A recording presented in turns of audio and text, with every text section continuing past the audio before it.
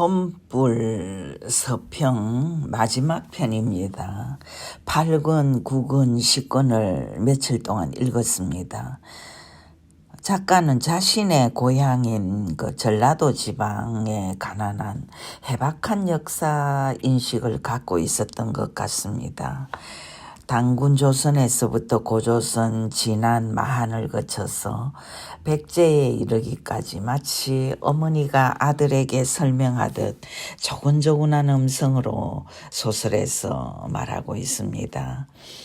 왕건, 태조, 후백제 그리고 고려로 통일한 조선까지 우리가 학교에서 배운 것이긴 해도 소설은 또 다른 느낌으로 다가옵니다. 남원을 옛날에 남원부로 불렀는데 이 남원부에 속한 5현 중에 순창현, 임실현, 운봉현, 장수현, 장계현이 있고 전주, 나주, 순창, 임실, 무주, 곡성, 진안, 용담, 옥과, 운봉, 창평, 장계, 장수 등 우리가 늘 들어왔던 전라도 지방의 지명들이 현란한 색채를 띠고 다시 독자들의 가슴을 파고드는 게 다정하기까지 합니다. 남원에선 오래전 장규라는 노비가 밀란을 일으키는 바람에 한동안 일반 백성들 사이에서 흉악무도한 땅으로 알려지기도 했다는데요.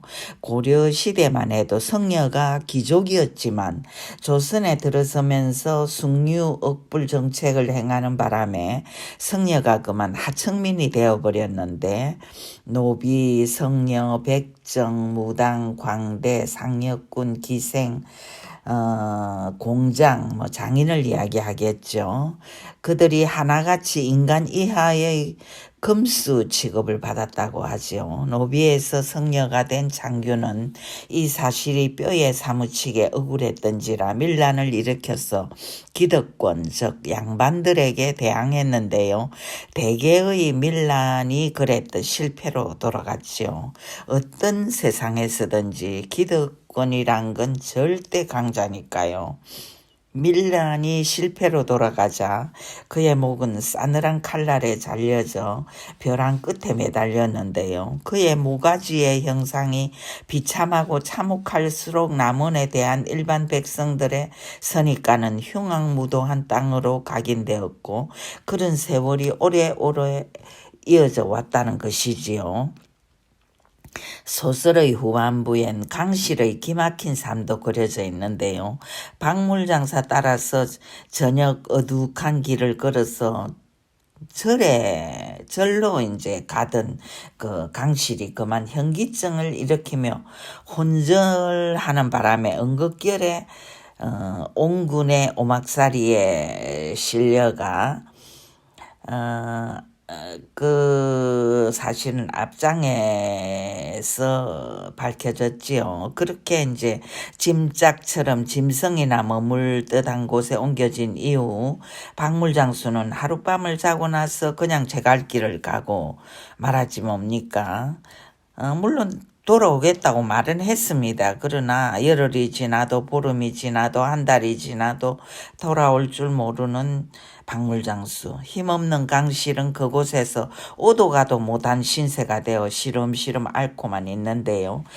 그 시련이 워낙 강하게 엄습해오면 인간이란 이성을 상실하게 되는 거지요. 더구나 금지옥엽으로 양반집에서 그 대문 밖을 모르고 살아온 강실이 그녀는 그냥 망연자실한 상태로 짐승 소굴 같은 곳에서 엎드러져 있는 그런 상태인데요. 연불에는 관심이 없고 제밥에만 관심이 있는 옹군에는 갖은 수작을 부리며 강실이 가지고 온 보통이에서 나오는 값비싼 피륙이며 폐물을 야금야금 집어 삼킬 궁리로 혈안이 되어 있는데요. 이웃에 있는 그 공배네가 이것을 눈치채고 배 아파하기도 하고 양반 아씨를 위해 가슴 아파하기도 하는데요. 그 바람에 둘은 만났다 하면 아기다툼을 벌이며 강씨를 사이에 두고 싸우기 일쑤인데요. 막상 당사자인 강실은 마음이 텅 빈 상태로 죽은 듯이 누워 있기만 할 뿐이지요. 어쩌다가 사촌 오빠랑 상피부터 가문은 물론 하늘 같은 내 부모의 가슴에 비수를 찌른 몸, 불상놈 중에 불상놈 춘복에 아기까지 뵌 상태라 살고 싶은 마음이라고 눈꼽만치도 없는 거지요. 차라리 이대로 죽었으면 두 아낙네가 차라리 날 칼갈이 찢어주었으면 하고 싶은 마음뿐. 마치 잘못된 조선이 일본이니 러시아니 중국이니 주위에 천박하기 그지없는 나라들에게 칼갈이 찢겨지고 모욕당하고 있듯이 강실에 처한 현실이 바로 그러했던 것이죠. 내 나라 내 강토에서 내 몸을 가지고 사는 백성들을 모욕 주며 자신들의 욕심에 눈이 뒤집혀 악의 다툼을 벌이고 있는 주변국들처럼 두 여자의 악의 다툼은 끝이 없고 사정을 안 춘복이 엄흉한 생각으로 남모르게 웃어가며 강실과 그 아기를 잡아먹는 국리에 여념이 없는 그런 세상. 강실은 그렇게 죽음의 강을 헤매고 있는 것이지요. 한편 매안에 그 오륙골 댁은 날마다 피가 마르는 시간을 보내고 있는데요. 한 번간 딸은 소식도 없고 절에 데려다 주고 다시 소식을 전하기로 한 박물장수 적잖은 돈까지 받아간 아낙네는 죽었는지 살았는지 행방이 묘연하고요. 일가부치들은 내막을 알 듯 모를 듯 시시해가며 살얼음판 속에서 침묵을 지키고 있을 뿐 그 와중에 집안의 일가부치 중에는 그중 그 먹물을 많이 먹은 지식인 강호가 만주에 갔다가 두 사촌 형제를 보고 왔다는 소식을 매안 이시가문에 전해주고요. 강모가 오육기랑 살림을 차려서 살더라는 소식까지 전해지는데요. 효원은 그 눈앞이 캄캄해진 채 그 소식을 듣죠. 어수선하기 그지없는 중에 마음을 앓고 있는 기체에게 강호가 하는 말, 집안 그 노복 종들을 모두 면천시켜 주세요. 더 늦기 전에 지금 풀어주시지요. 세상은 이미 옛날의 세상이 아닙니다. 라고 말하지요. 2조 500년을 지탱시켜온 간섭과 윤리가 흔들리고 근대화라는 이름으로 생각이며 사고 사상까지 새로운 물결에 의해 바뀌고 있는 것을 인정하지만 이기체는 말문이 막힙니다. 일제강점기는 침략의 역사로 조선을 강타하고 민중을 도탄에 빠뜨렸지만 다른 한편 그 예상치 못했던 근대화의 물결이 도도한 파도처럼 밀려오고 있음을 보면서 기체는 망연자실하고 있는 것이지요. 한편 온건에는 다 죽어가던 춘복이를 가까스로 살려놓고 네가 뿌린 씨를 임신한 강씨를 내가 데리고 있으니 마음 놓으라며 살살 달래기까지 하는데요.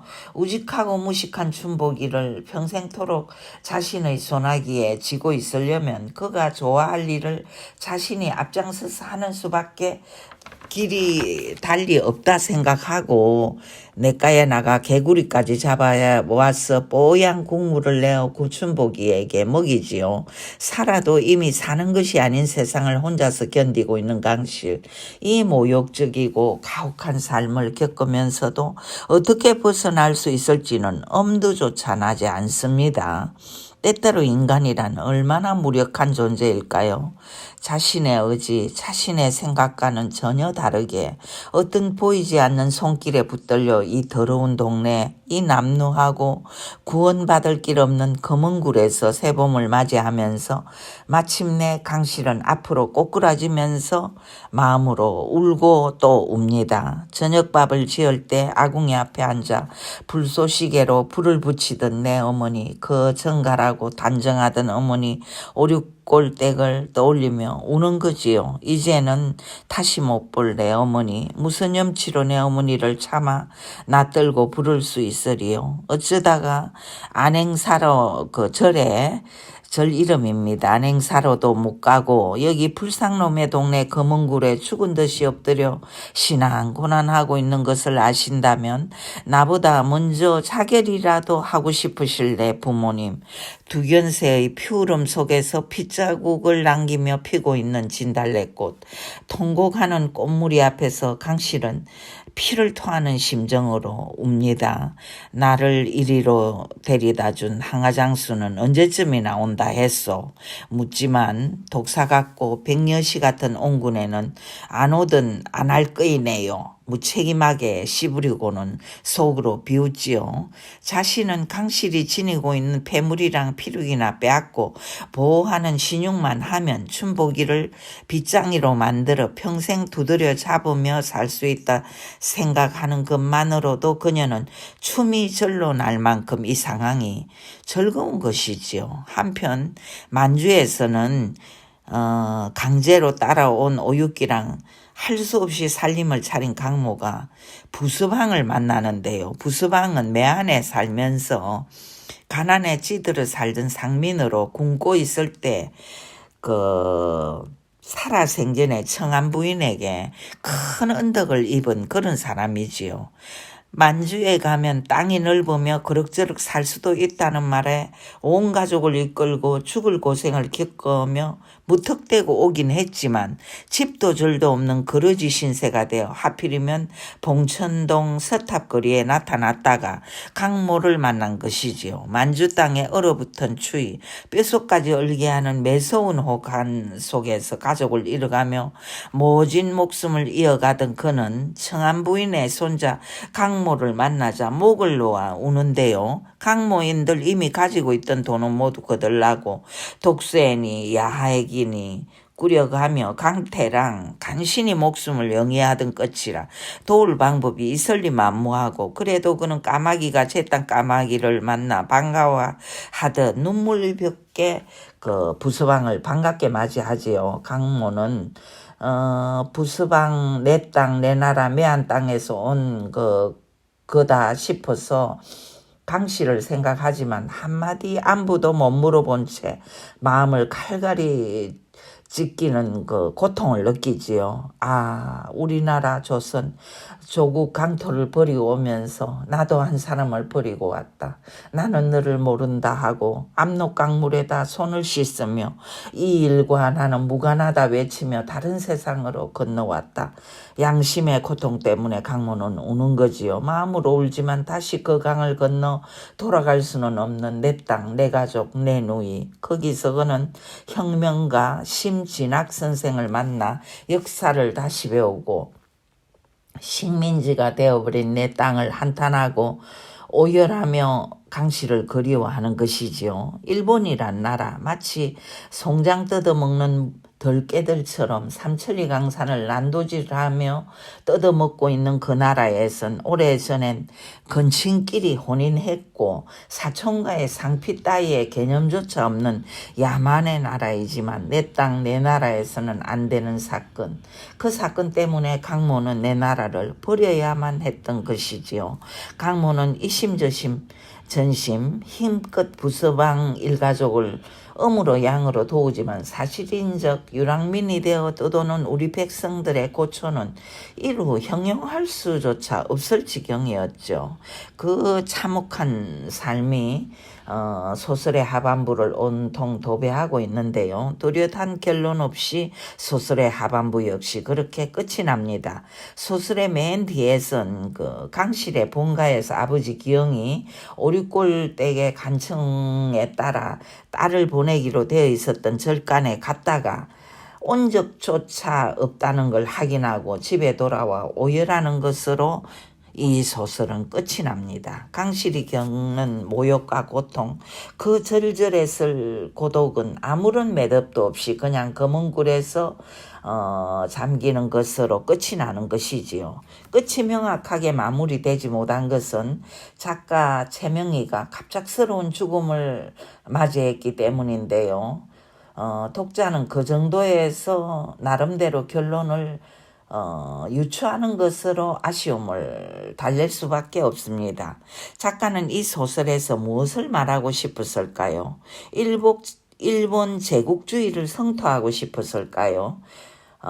미처 생각 없이 자신의 그 가장 소중한 것들을 모두 뺏겨버린 채 피를 토할 듯 모욕적인 삶을 이어가는 강씨를 통해 우리 민족의 캄캄했던 순환의 역사를 말하고 싶었을까요? 혼불은 아마도 그 모든 것들을 얘기하고 기억하는 것으로 임무를 마칠 수밖에 없는 그런 소설일지도 모릅니다. 작가의 그 눈물 젖은 원고를 통해 우리 민족이 겪은 상처의 30년을 떠올릴 수 있다면, 그래서 해안에 잠길 수라도 있다면 그것으로 족한 게 아닐까, 저는 그렇게 생각해 봅니다. 사실 우리 모두는 이 치욕스러운 역사를 깡그리 잊으면서 살 때가 많으니까요. 아름답고 처연한 문장, 한 여성이 펼쳐놓은 그 절정의 문학적 서술은 일런저를 매우 경이롭게 만들곤 했습니다. 들어주셔서 감사드리고요. 혼불 10권을 여기서 마무리합니다. 다시 또 여러분을 찾아뵙겠습니다.